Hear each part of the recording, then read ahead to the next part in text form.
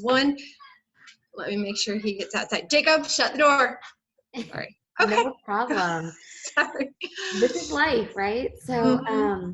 okay, so you know what? Yeah, Shannon, why don't we just start with at the very beginning, right? So, Okay. what was it that let you know something was wrong?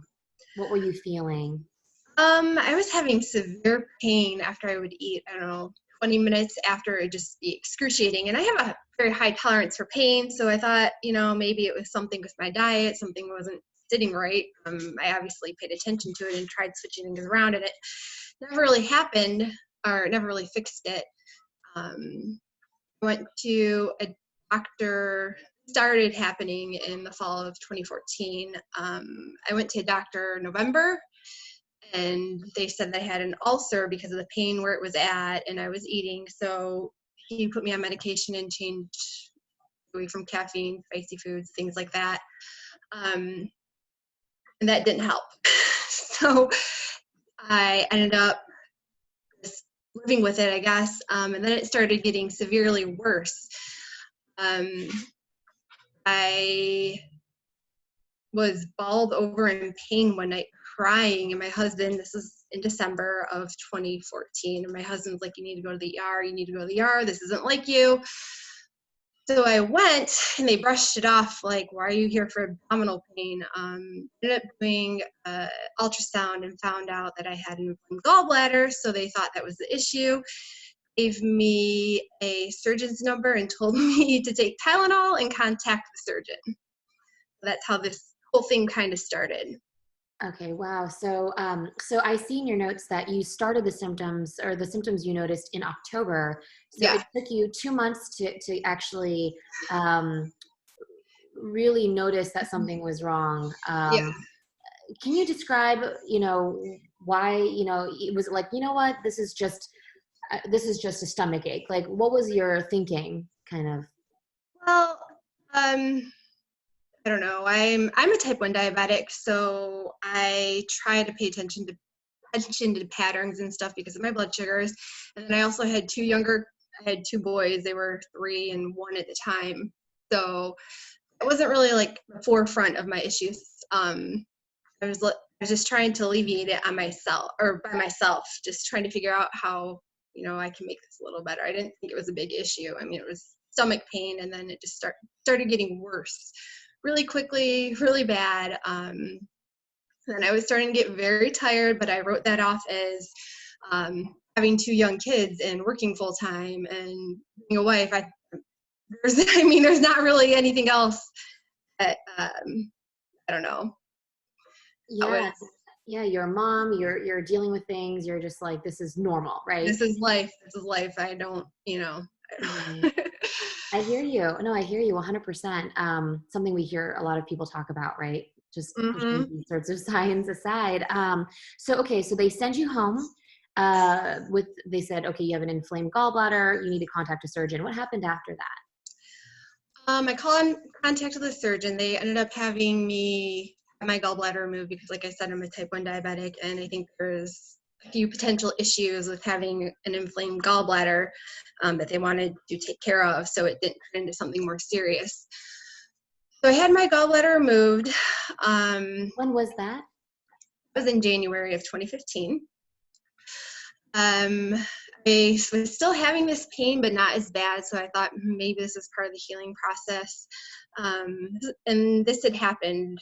It was still painful into March, and I had started asking other people who had their gallbladder removed. I said, was it still painful for you? How long did it take for this pain to go away? And everyone I asked was kind of like, what?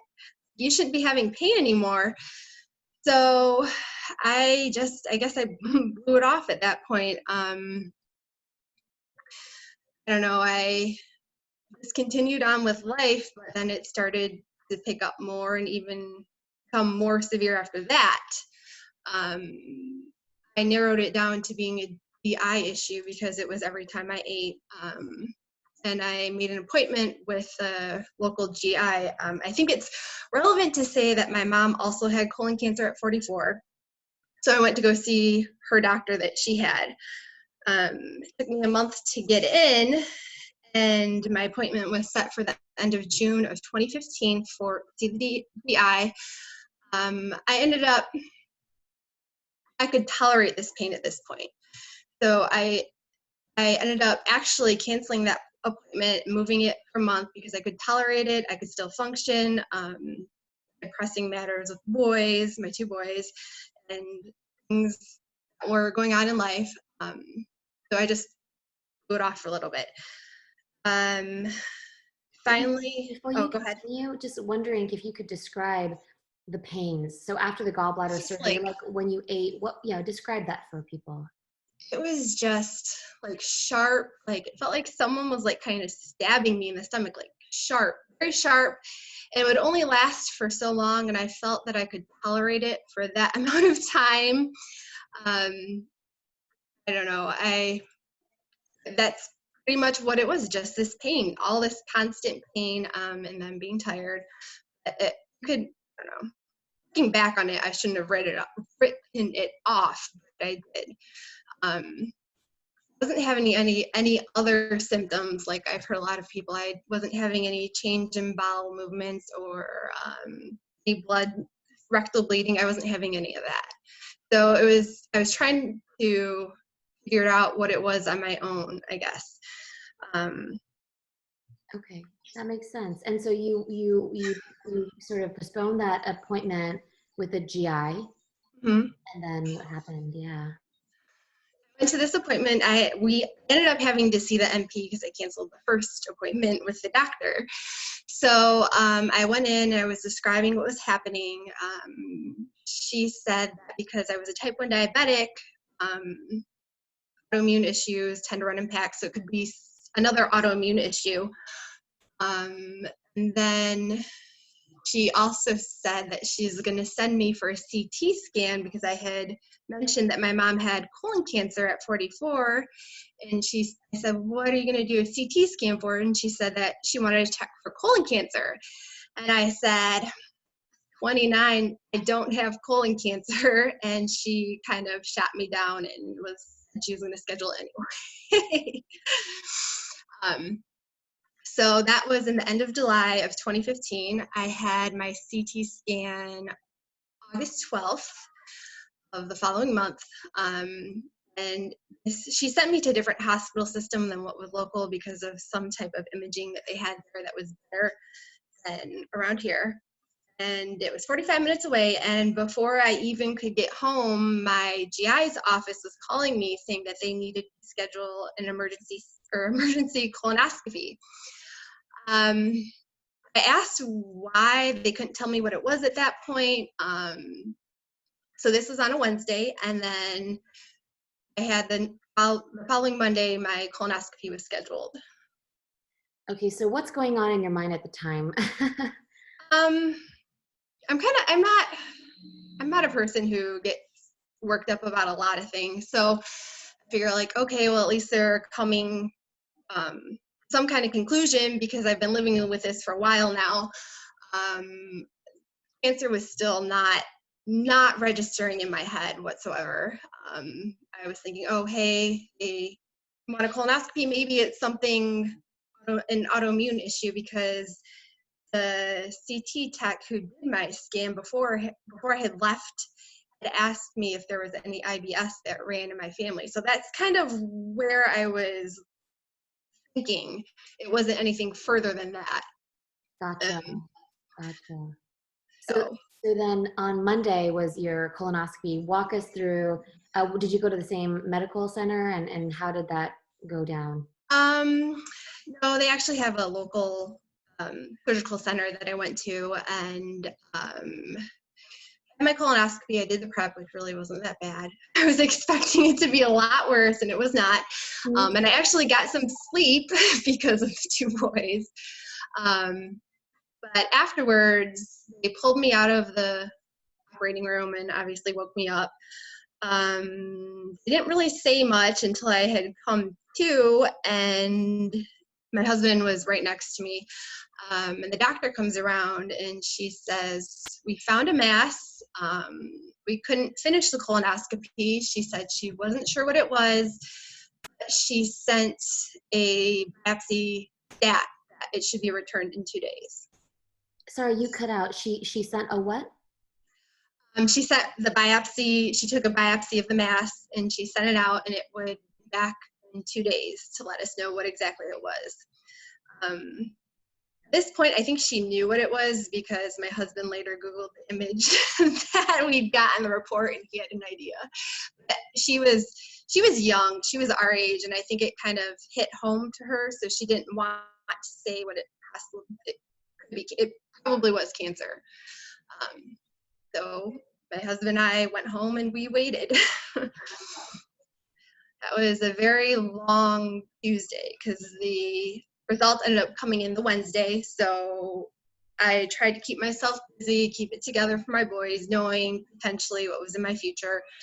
My husband and my 5th wedding anniversary was at Friday. So that kind of also, I don't know, he had a surprise anniversary trip for that Thursday, and we went in. Actually, no, let me start over. Wednesday comes around. My doctor's office calls me in the morning. My husband had went to work at this point because we weren't sure how we were going to get the news of what it was. And they say to me, we need you to get someone who you can trust to come with you to the surgical center as soon as possible. And that's all he said. So I was a little, I don't know, crazy at this point, trying to just, I had my boys at home, just trying to keep it together until I could at least get them somewhere, and then try to get a hold of my husband to get him to come home so we could go do this meeting, I guess. My mother-in-law came over and watched our boys, and my husband came home from work, and him and I drove up to the surgical center in silence. We didn't know what laid ahead of us. We got to the surgical center. They ushered us into a very small conference room, and we sat down. The doctor was not in yet, and we had no words. We didn't know what to say at this point. My doctor came in, and she looked at us, and she says, I have never had to tell anyone as young as you are, but it's cancer. She goes, typically my patients are 70 and older that I have to tell this to, but you have colon cancer. And I remember a tear coming down on the side of my cheek, and I looked over at my husband, and he was crying. And then at that point, I'm like, okay, gotta get it together. What do we do next? So that was how we found out. Wow. It must have been such a surreal moment, out of body, because again, so young, 29. Yeah, it was. I mean, I didn't know anyone who would even remotely come close to dealing with colon cancer my age. Even my mom was 44, and I wasn't even supposed to have a colonoscopy until 34. So it was just, okay, so this is the news. And then I let myself have a moment, and then like, okay, what are the plans? So interesting. You just went straight to the, okay, now I got to think about the logistics of this, and you got into game mode, huh? Just. Yep, I did. And at that point, my husband was like, well, we live around Detroit, Michigan. And he says, well, I have this surprise trip planned for us to go to Houston, Texas tomorrow. And my doctor was like, what? So my medical team was wonderful. They had gotten me to have a CT scan that day just to see if they could see anything had spread or not. And that came back clear at that point. So then they figured that I was just going to go straight to surgery for as far as treatment goes. Set me up to see a surgeon that day. We left the Surgical Institute to go to my new surgeon's office. We saw her. She looked at my chart. She looked at everything, and she said, I think we can do this with just surgery alone. So we saw her.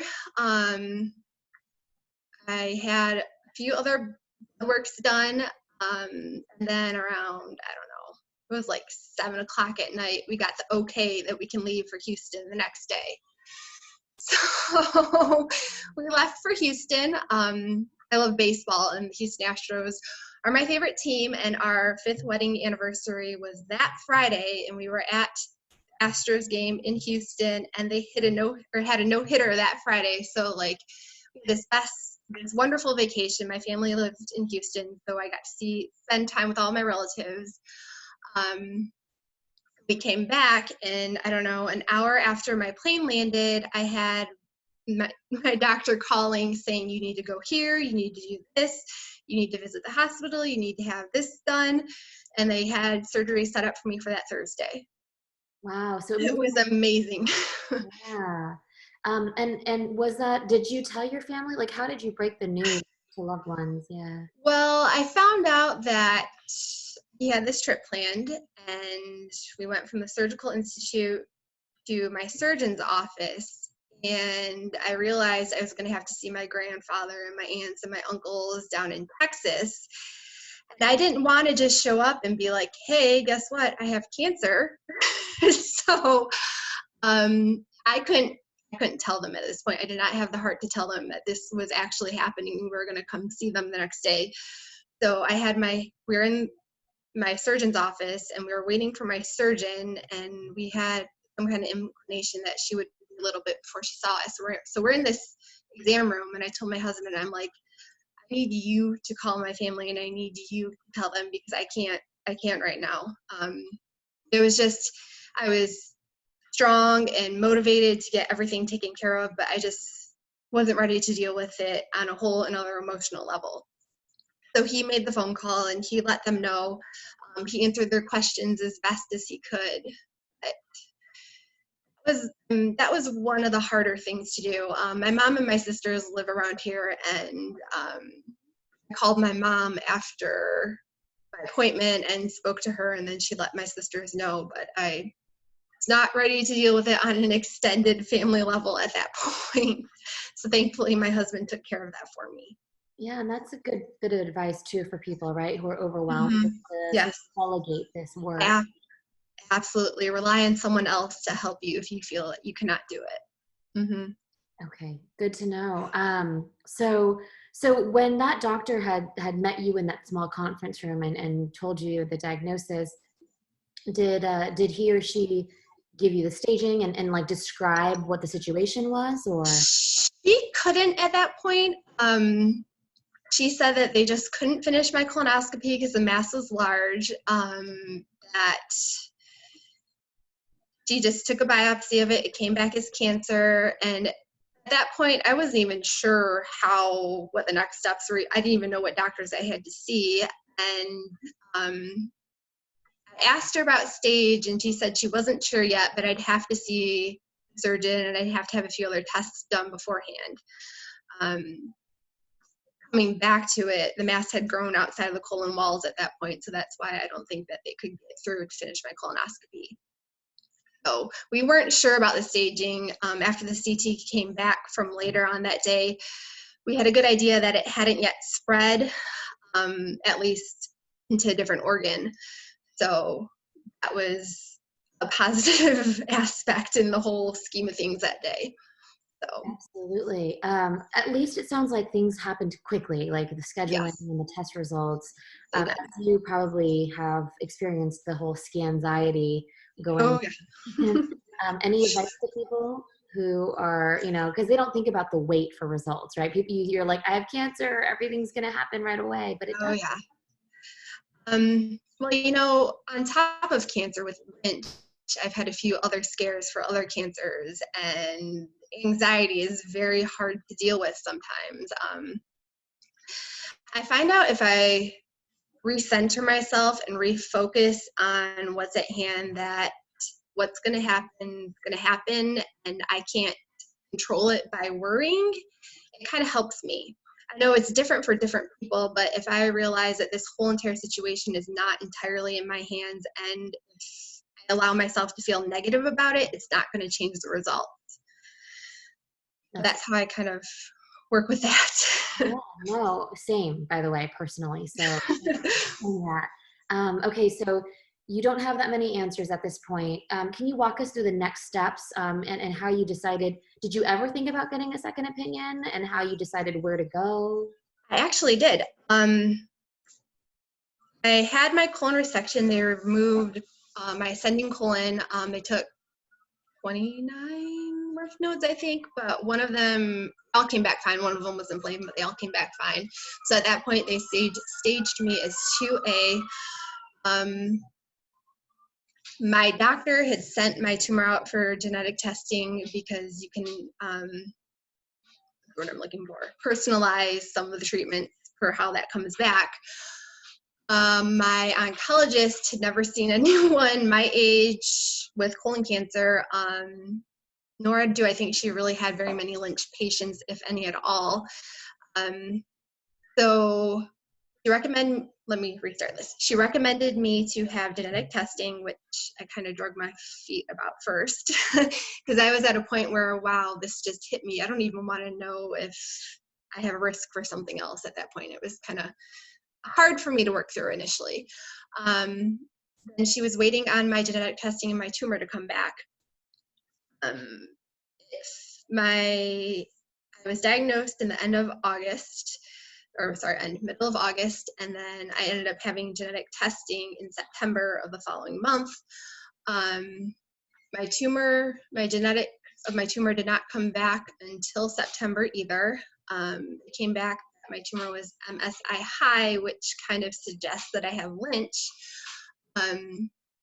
My oncologist was up in the air whether to do maintenance chemo or not. She wanted to do it because of my age, but I was also type 1 diabetic, and she wasn't sure how the MSI high was going to play into chemo.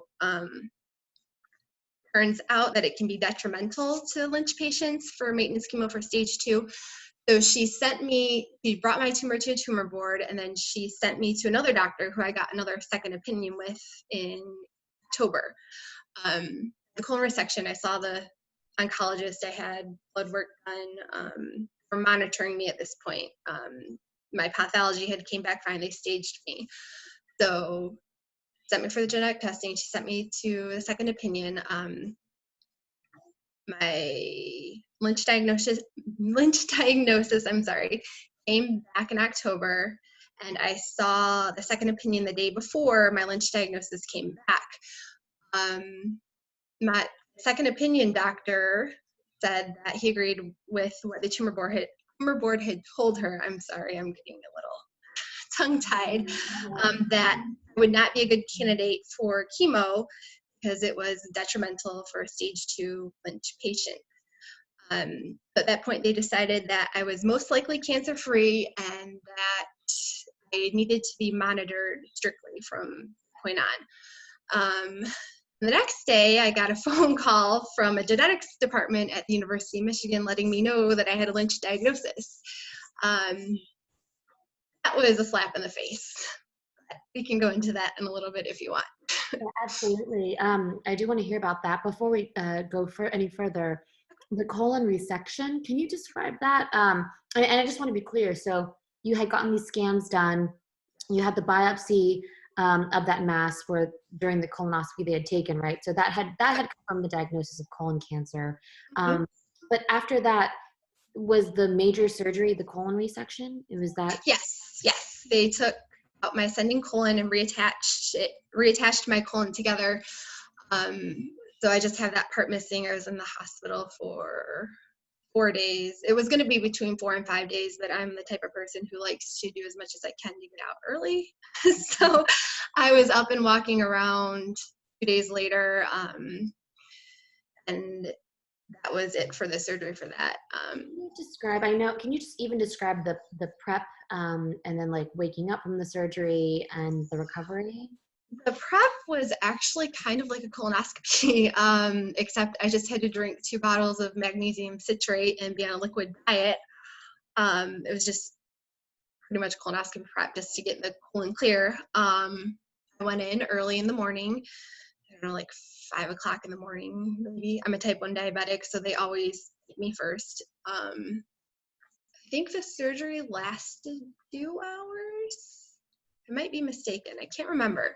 But it wasn't very long as opposed to a lot of them. They weren't sure when I went in for the surgery if I was going to wake up with an ostomy or not. And can you describe that for people who are unfamiliar? That's like it's a, how do I want to describe it? It's like it's a bag where they have to put your colon through your skin in order to relieve yourself of your stool. So they weren't sure if they were going to be able to reconnect my colon at that time, and said that I may have to have an ostomy. But as surgery had went, they were able to reconnect it without any tissues dying or anything. So I didn't have a bag when I woke up. At that point, I didn't even really care if I had one or not. When you have to weigh things about surviving and cancer, it kind of, I don't know. It didn't bother me if I would have woken up with one, to be honest. And if you had woken up with one, to be clear, would you have to wear that for good, or? My doctor said I'd probably have it for about 3 months, and that I'd have to come back in and they do another surgery to where they would try to reattach my colon, and I would no longer have a bag. So that was the only concern that my surgeon had. I didn't care. You just wanted you the know, cancer gone. what was that? I'm sorry, you're breaking up a little.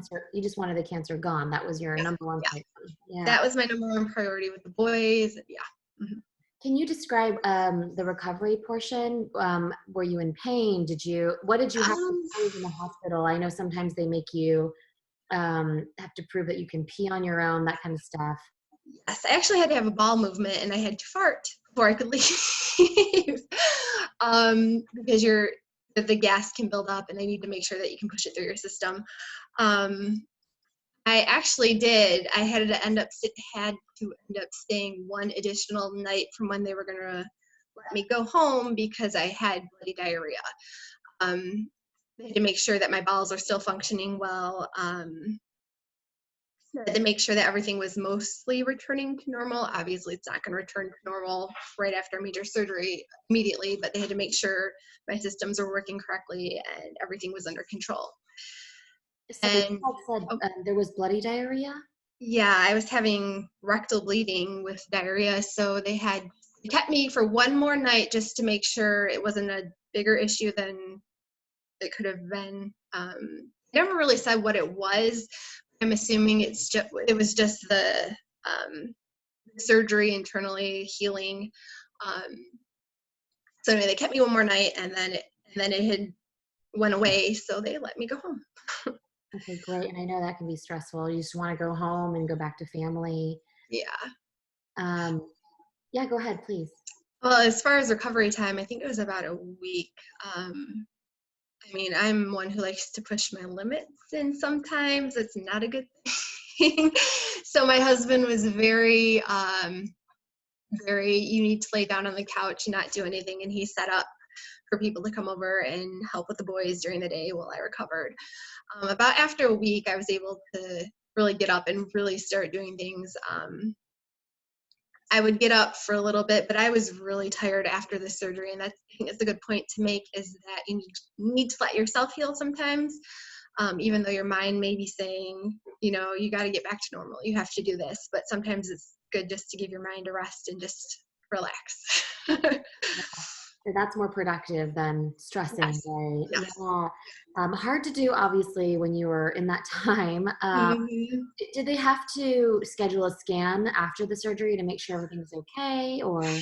They did a body scan 6 months later just to make sure that nothing had started again.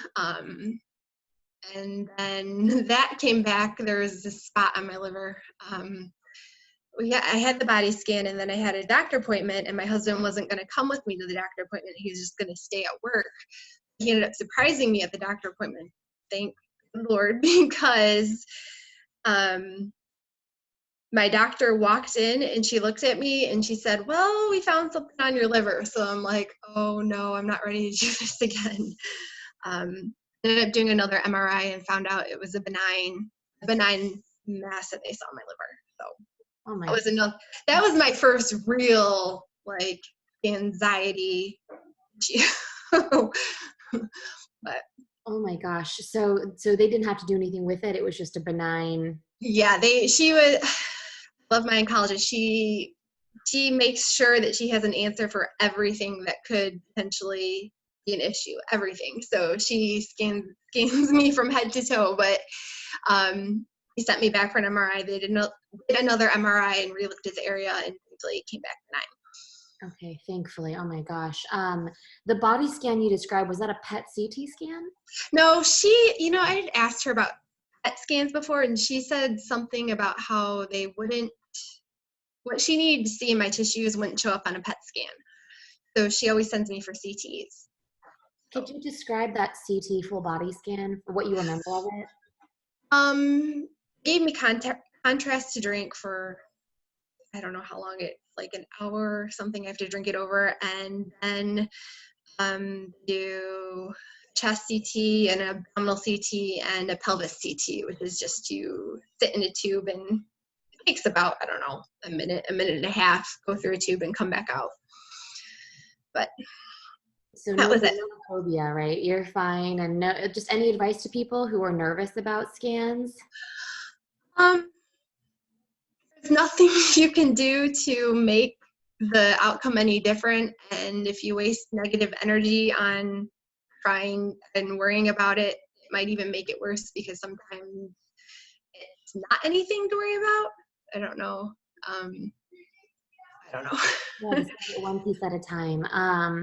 So before we go into the Lynch portion of the story, Uh-huh. did you have it was an oncologist? Was it?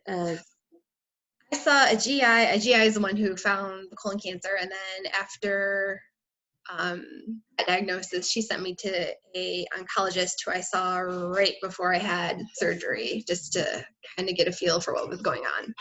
Was it a surgeon who was going to be the one to actually perform the surgery on you? Yes, it was a general surgeon. Actually, it was the same surgeon who had taken my gallbladder out a few months previously. Oh, wow. So did you have a GI oncologist in addition to that, or no? no, I just had a GI surgeon and a regular oncologist, general oncologist. Got it. Okay. Did they tell you that you needed to have follow-ups for the colon cancer? Well, that kind of came after my Lynch diagnosis, because everything was kind of up in the air until we figured that out. Because obviously 29 was not an everyday occurrence. So they were planning on watching me closely, and then they would develop a different plan according to how my genetics came back. Okay, so then let's segue into the Lynch syndrome. Okay. Yeah, so you got the call back from the geneticist that you did test positive. Yes. There are, I think, 5 different mutations that are attributed to Lynch. I had just seen my second opinion the day before, and I was pretty happy, thinking that I was cancer-free. I wasn't going to have to hear the word cancer again. And the next day, I got a phone call from the genetics department saying that I tested positive for the MLH1 mutation, which opened up a whole entire category of risk for 12 different cancers that I'm going to have to be monitored for. So I kind of felt like, yay, I was so elated, happy one day, and the next day it was like someone pulled the rug from my feet and smacked me in the face, because I'm never going to escape the cancer world, I kind of had a really hard time with that one. I kind of mad about it, actually, at first. We went through colon cancer. It turned out very positive for us, and then we found out that I had Lynch, and not only that, but now my sons have a 50% chance of having Lynch. So that was a big thing to swallow for me. I mean, that's a lot to digest, because they're saying you're susceptible to more cancers. Like, what kind of cancers? Endometrial cancer, ovarian cancer, small bowel cancer, pancreatic cancer, brain cancer, urinary tract cancers, gastric cancer. I'm trying to think of them all right now. That's fine. You don't have to recount all of them, but I mean, just the whole range of yeah, there was a lot. I had never heard of Lynch before, and when I went to have my genetic testing done, I met with a genetic counselor who laid out what could be my potential future, and I was like, okay, I'll just wait till I get the results back. So I kind of had a little bit of an idea of what it meant, and I was not very happy about it. And so, yeah, how did they describe, what you'd have to do from that point on? I'd have to have a yearly colonoscopy for the rest of my life because I have a high risk of recurrence now. And then on top of that, I have a higher risk of developing a second cancer within 15 years of my first diagnosis. So that raised my original risks a little bit higher now. So I'm monitored all the time for them. The colon cancers grow very fast. My GI said I probably had cancer for 1 to 2 years before they found it at stage 2. Like it just started, as opposed to 5 or 10 years, I think it is, for the general population without Lynch. So. Oh, wow. I see. Wow. So yeah, so much for you to have to swallow. I'm trying to like digest it for you right now too. So the monitoring really changed in terms of, so every year a colonoscopy, I'm looking at your timeline, Oh yeah. yearly body scans. Yep, until year 5. Really CT scans until year 5, and then my oncologist, there's not really I mean, for different medical professionals, they have different opinions on how monitoring Lynch should be. So her and I are in the talks of right now of maybe having a yearly MRI after the body scans, because I'm going on year 5 right now. So That's wonderful. we're kind of figuring it out as we go when it comes to Lynch. So Okay. yeah, but there's a lot of additional monitoring on top of colonoscopies and things like that. So your mom had colon cancer at 44. Was it the same staging? Did she have Lynch? She was 44. I think she was diagnosed in the early 2000s, and I don't think anyone brought up any genetic issues because I think she was so close to 50 that her doctors didn't really think anything of it. That's at least what I'm assuming right now. My mom has passed since then, so I can't really talk about, like, can't ask her. But Sorry. no, it's okay. She was stage 1. I mean, it wasn't, I don't know. She was pretty much like me. She had surgery and then she was okay. So for some reason, it didn't raise a red flag. My great-grandfather on her side passed away from colon cancer when he was 35. So we don't have any records of that side of the family as far as my great-grandfather goes. My grandmother also had Lynch, but she only had skin cancer. She had a skin cancer issue, but that was it. She never had colon cancer. My mom was the only one with colon cancer. So we didn't have a really heavy family history of cancer that we knew of, at least. Okay, gotcha. And was it all your mom's side? So your uncle? Yes, all my mom. Mm-hmm. Okay. So describe the protocol, sort of, you test positive, and then did they say you should probably let your family members know? What was that? Yes, they gave me a letter that the genetic counselor had already written up for anyone who's tested Lynch to give to relevant family members.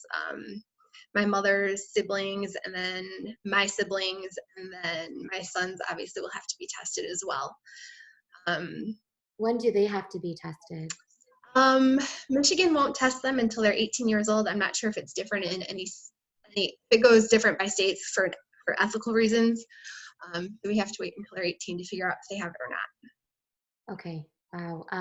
So anything else about sort of, I mean, I know it was a lot for you to have to take on. What else would you like to share with people that you think is important? It's very important to keep up with your Lynch screenings. There are a lot of screenings, and sometimes it feels like a full-time job because I have them now scheduled to where they're all at the same time during the year. But if you don't keep up with them, the chances of developing a cancer are, I mean, good, I guess. Cancers grow fast. it's good to have knowledge to stay on top of it. That was the one thing that helped me digest having Lynch, was that, okay, well, you know what, now that I know that I have this, and since I know, I can use what knowledge I have to stay ahead of the curve, hopefully stay ahead of anything developing and stay on top of screenings. It does get tiresome. I did try talking my GI into switching my colonoscopies from a year to 18 months. And when I asked her that, she said no. She looked up the statistics, and then I had my colonoscopy a month later, and she found a polyp. She comes in after my colonoscopy, and the only thing she says to me is, "I'll see you in a year." So they grow fast. So just when it comes to Lynch, stay on top of your screenings, listen to your body, and advocate for yourself. Okay, and wait, so they found a polyp Yeah. Yep. In 12 months. In 12 months, a polyp had already grown. So I had just seen, I was bogged down with all these tests, and I was so sick of it. And I said, can't we just scoot it back 6 months? Just wait 6 months so I can have a little break, and then we can do a colonoscopy. And I said, hold on, sit down. And I sat down next to her in her computer at her appointment, or at my appointment, and she looked it up and found statistics on cancers developing in patients who've already had Lynch patients who've already had colon cancer. And she said, no, I think we're going to keep it at 12 months. So then I had my colonoscopy a month later, and she found a polyp that wasn't there the year before. So she comes in and says, well, I'll see you in a year. You're not getting out of this one. Right. And so do you have to do anything with that polyp, or no? You just sort of. She removed it. Yeah, she removed it. So How did she remove it? she removed it. I'm not sure how she did it, but she took it out. I mean, the process of it, is it like through the colonoscopy? Like, yeah, while you're under your colonoscopy, they can take polyps out. and can you describe, like, because I know the colonoscopy can be really uncomfortable and maybe painful. I mean, people are kind of nervous about it. So Um, can you describe the process? Yeah. They put me in Twilight, like, I think it's Twilight. They give me, well, I didn't say Twilight. They put me under, so I don't feel anything. I just pretty much sleep and wake up, and they let me know if they found anything. Are you fully asleep at the time, or are you just sort of No, like? I'm sleeping. They put me to sleep and do the colonoscopy, and then I also have to have EGD every other year, so they do that at the same time as well sometimes. And can you describe the EGD? I'm not familiar. They stick a tube down your throat to look into your stomach and your esophagus, because I have a risk of gastric cancer, so they stick that down my throat to look into my stomach. So they typically do the colonoscopy and EGD at the same time. Put you under. I don't feel anything. I just sleep, and then I wake up. And sometimes it's a good break having boys. So I always joke and say it's the best 45 minutes of sleep I get. I love the humor that you need it, right? You need the yeah. Mm-hmm. Okay, so it's a yearly colonoscopy in perpetuity, just forever. And I have them the rest of my life until okay. forever. So then, Shannon, this last section, thank you for walking us through all of that. This is really just about the emotional, mental stresses, of course, that you're dealing with. First, how what was the best thing that got you through the hardest times? Like, so other people can learn from you. Well, when I was diagnosed with cancer, a lot of people who were cancer survivors, some that I knew were, some that I didn't know, gave me some advice. And one of them really stuck with me through cancer and then through other things that I've gone through since then.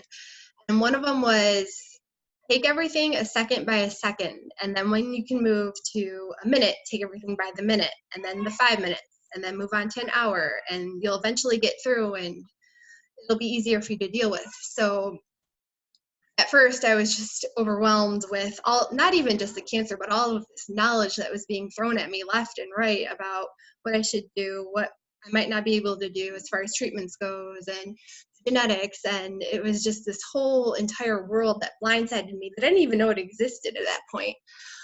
So I just would relax, take whatever I knew at the minute, hold in for a minute, move to the next minute. And these little increments of time ended up being, longer and longer and longer. And I found myself, okay, I can get through this day. I went through the day before. Between my colon resection and the decision about chemo, it was about a month. And my doctor would say, well, I'm waiting for the test. We need to get you in chemo right now. If you have to be in it, you have to be on chemo by a certain time or else it'll be ineffective. Every week she would call me saying she didn't have these tests. She didn't have these tests. So anxiety was building inside. Like, am I going to be on chemo? Do I need chemo? Has cancer spreading right now? So this advice, and it helped me through that part right there. Helped me, okay, well, she doesn't have the answers. There's nothing I can do about it until she gets answers. So we'll get through the next hour and see what happens after that. That is the best advice that I was given during all of this. Okay, wonderful. Yeah, to be able to move on without over-stressing, getting anxious. So, and you, of course, you're the mom of 2 young boys at the point of diagnosis. So, are they too young? How did you handle letting them know, or are you not? My youngest son was 1 at the time, so he really had no clue. By the time I was diagnosed, my oldest was 4. He was 3 when everything started, but he was 4. So he was kind of grasping that something was going on because I was gone for, a week. And then I was at home and I was sitting on the couch and not doing anything. So he knew something was up. So I don't really sugarcoat anything. And I wasn't like, oh, I'm mommy's, he wouldn't understand what cancer was. But I told him, I said, well, he's kind of sick right now. The doctors are taking care of it. I'm not going to be around you for a little bit right now, but I'll be better soon. And that's something that he could understand at that point. And I was working through this whole entire month of figuring out if I was going to have chemo or not, trying to work on a way to explain that to him, but that never came past. So I didn't have to explain that to him. But that was one of the hardest things, was trying to have to come up with a way to explain what was going on to my 2. I mean, well, not really 2, but 1 who could kind of understand that something wasn't right. Right, but you decided just try to be as communicative. Yeah, I mean, not sugarcoat, but just say, yeah, things aren't right. I understand that things aren't right, and I know it looks really different to you, but this is what's going to happen, and this is how we're going to get through it. Right. Okay, got it. How about with your husband? I know sometimes these things can impact relationships in different ways. Yeah. Well, that was something we never saw coming, but he turned out to be very supportive, very helpful. He was working 12 hours a day at that time, and would come home, and as I'm recovering, would pick up the slack that I had from, going through all of this stuff right now. He was wonderful. So I'm very thankful for that. I think it impacted him in a way that made him realize that life is really fragile, more so than he thought, if that makes any sense. Growing up, my father passed away when I was 16. My mom had a progressive form of MS. So I was kind of used to hardships and life not being super easy. And he didn't have that. And then when I was diagnosed with cancer, I think it kind of hit him to where, like, oh, wow, I need to be grateful for things. Is that making sense? 100%, 100%. And I feel like, well, it sounds like you had already been through a lot, like you said, so you had perspective. Did this further that perspective? Like, do you look at life any differently now? Oh yeah. I mean, even now I'm 4 years out, fingers crossed, going on 5, but I was able to be happier more easily. I was able to, I tell people, I said, as bad as cancer is and as horrible and as tragic as the cancer world is, there is some good. It gives you a new wonderful perspective on life. I I'm so much more grateful. I laugh so much more. I feel things differently than I did prior, if that makes Yeah, sense to no, you. it does. And I personally agree, although I feel like I need to rewind back to when I was going through chemo to remember, like sometimes I'm starting to take things for granted. It feels like, I lose the perspective a little bit. Mm-hmm. So it is, I absolutely understand what you're saying. Mm-hmm. It And is. yeah, I'm sorry, did I interject? Go ahead. Oh, no, no, no. Okay. No, I'm, So let's see, is there anything you wish you had known that, maybe you could give as advice to people who are about to go through the surgery, possibly additional treatment with the colon cancer? um, to be honest, I wish I would have known more about the whole thing, and that's, I mean, you obviously can't. I was just so overwhelmed with all of this information that I heard. Absolutely, I had no idea about, if they're about to go through surgery or potential treatments or a diagnosis, just to learn everything they can so they understand what their doctors are trying to tell them. Um, my doctors are brilliant. They're wonderful people, but sometimes we weren't on the same level because I had no idea. I just was influxed with all this crazy information. Like, I was just in this whirlwind that I couldn't focus. So Did that you would be, do you wish maybe, for instance, that you had like brought a notebook or had your husband sort of take notes or do things, or um, yeah, I did. I had a family member come with me to one of my appointments, and I had them take note, and that really helped out a little bit further on because I could look up what was said and see where my doctor was coming from. Um, because, like I said, sometimes it wasn't just clicking because I didn't know. I had no clue because I didn't know anyone who had dealt with this, anyone my age who had dealt with it. And that's another thing to realize, that there are people out there who understand, and there are people who've gone through it at young ages and can relate.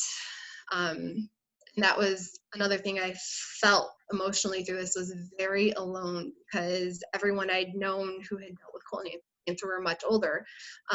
We didn't have the same problems. Like, their kids were grown, their kids were, off to school, off living their own lives. And I had these two young boys at home, and I don't know. These are just different, trying to associate myself with someone who was much older having the same form of cancer. so how did you find that support? I met support through social media. um, I posted things about, because I had no clue about colon cancer, so I just started sharing what information I could, about colon cancer and about risks and things like that, and Lynch syndrome on top of that. And I eventually started meeting all these other people who are my age, and some of them were even younger, who had colon cancer, dealt with colon cancer, and it made the very lonesome island that I thought I was on much more friendly and filled it with love, as bad as the circumstance was. But you aren't alone. It's a good thing to remember, is that you aren't alone if you're going through this right now. Thank you so much for that. I just have like one or two quick questions. Sure. One, sometimes people have to interrupt work. Did you have to stop work to go through, or? I actually, and I was diagnosed in August of 2015, but in March of 2015, my husband and I decided that I was going to stay at home. So I left my position in March of 2015. At the time, I was not very happy about it. In retrospect, had I been working, that would have created a huge issue. So I was not working at the time that I was diagnosed, and it turned out to be a blessing in disguise.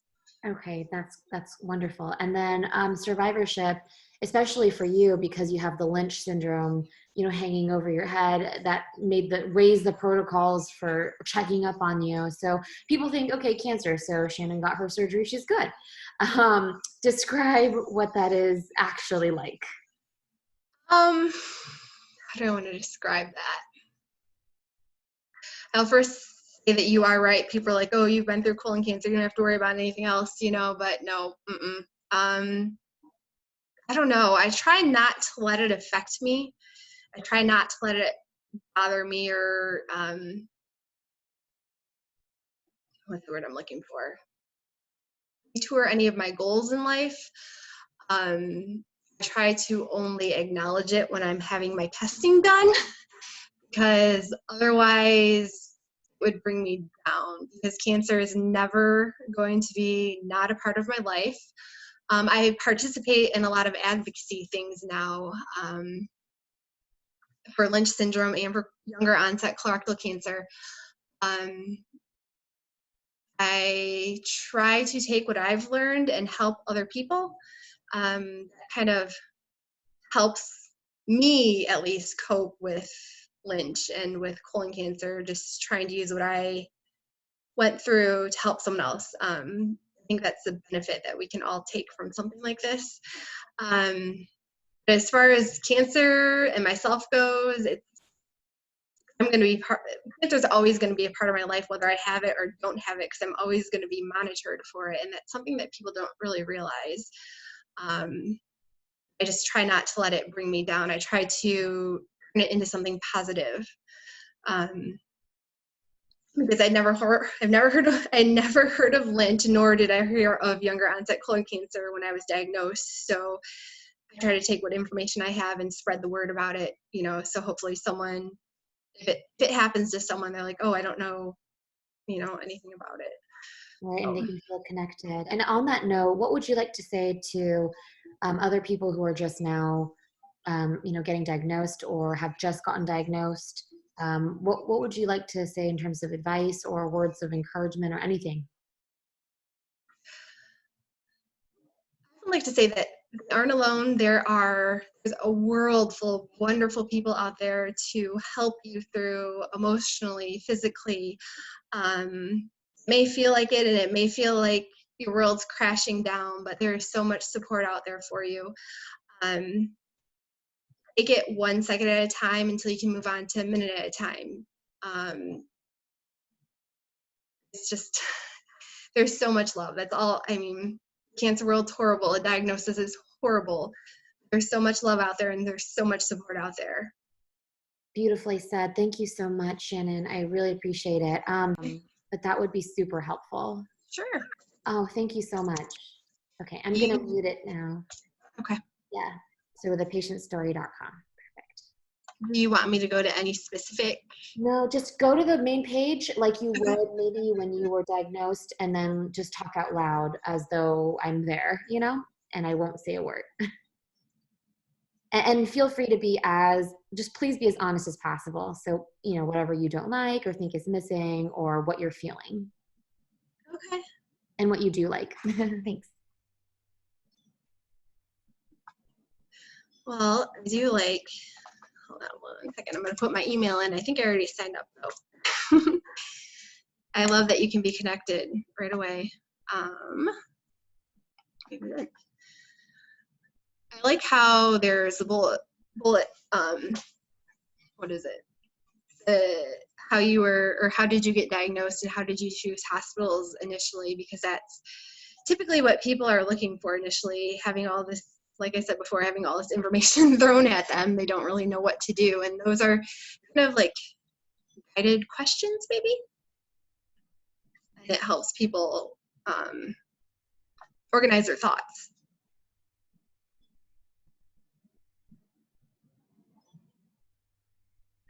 And I also like the headings for the stories because they're very important about getting diagnosed and being kind to yourself, especially, and accepting support. Because I think that's one thing a lot of cancer patients have is a hard time accepting support.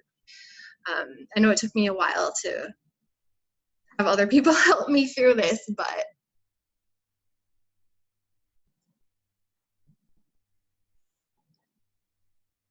I do like that we have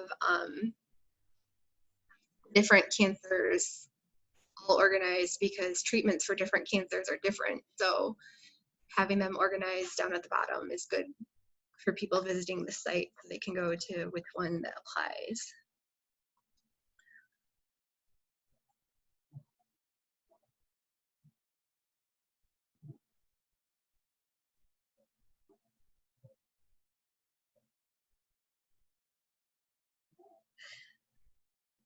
I also like the caregiver perspective too. because I think that's a role that doesn't get as much credit as it should be given.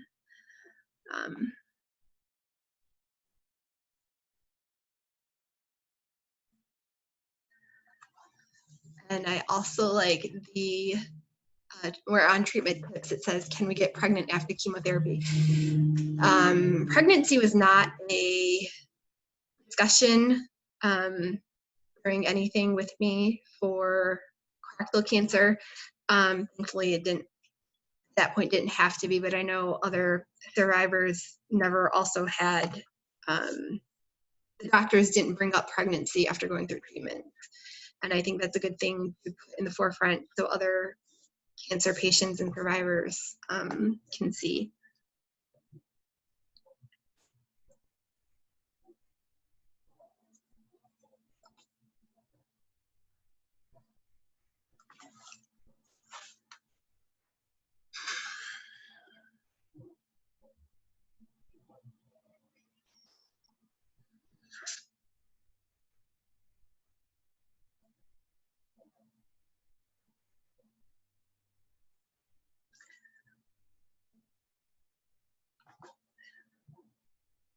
So I'm looking at the cancer stories and I see the no standard of care.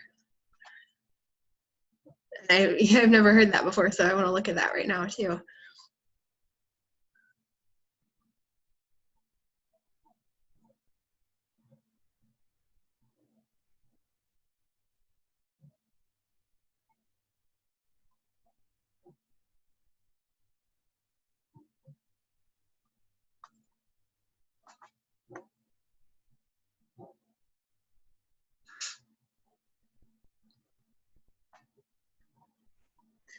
And I like that the timeline is up so people can understand what exactly it looks like. When I was diagnosed, I had no clue what everything was I had nothing to visualize. All I really knew is that I was supposed to see this doctor, and then I was supposed to see this doctor, and I was supposed to see this doctor, but there was nothing really set in stone in either what each doctor was in charge of. So I really like the timeline.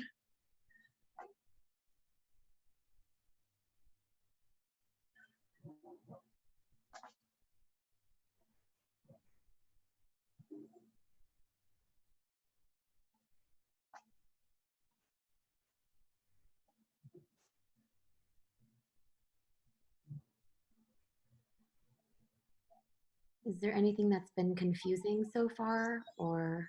No, and I think it's not confusing because I've been through it, and I haven't really thought of it as someone who's not been through it.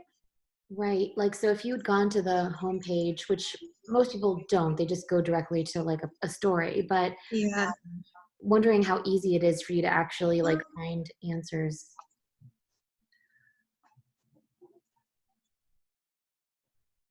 I think it'd be very easy because I think the questions are kind of, frequently asked questions are kind of generalized. It looks like it'd be easier for someone who's, or not easier, easy for someone who's not gone through this as well.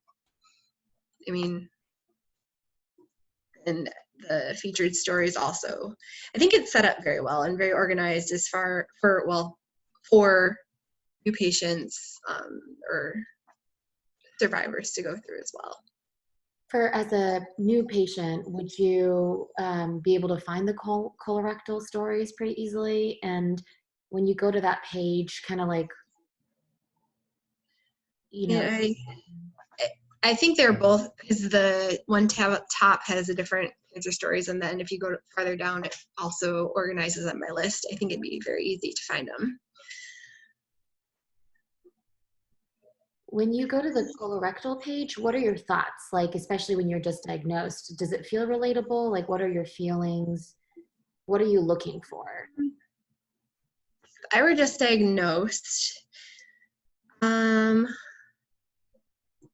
think the only thing I would say is that there's not like a wide range of different stages. You know what I mean? Right. I think that's something you guys will get eventually. So you would be looking for specifically, I mean, are you looking for someone who's a female around your age? Yes. Like, what's most important to you? I think I would look for someone who is my stage. I don't think it would matter if they're male or female if I was just diagnosed.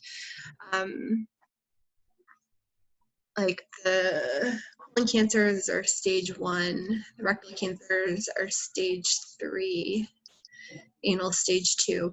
So like even if you guys could get some stage 4s in there, I mean, the treatments are different for rectal cancer and colon cancers. So just for the different cancers have different stages for them. Absolutely. Okay, that's good. Because I know rectal cancer, they want you to have chemotherapy before they do surgery, and colon cancer, they want you to have surgery before they do chemo. So, well, this treatments are somewhat similar, they're just not in the same order. So I think different cancers with the different treatments and different stages for each cancer would be very beneficial. Perfect. Okay, any last sort of notes of what you wish you had found? So more stages, more diversity there in terms of the experience, maybe separate the rectal and the colon, maybe different pages just because the treatments are so different. Well, no, because colon cancer and rectal cancer are kind of considered the same nowadays. They call it colorectal cancer. So I would leave them on the same pages, but I just do a variety of stages between the different ones, not like 1, 2, and 3, 4, 4 colon cancer, and then 1, 2, 3, 4, 4 rectal cancer. Because while they're somewhat similar, treatments are different. That's the only reason why I would do it that way. Got it. Okay, perfect. Thank you so much. If you think of Thank anything you. else, please just feel free to let me know. Sure. Otherwise, for pictures, should we just take them from your Instagram, or do you want to send some, or?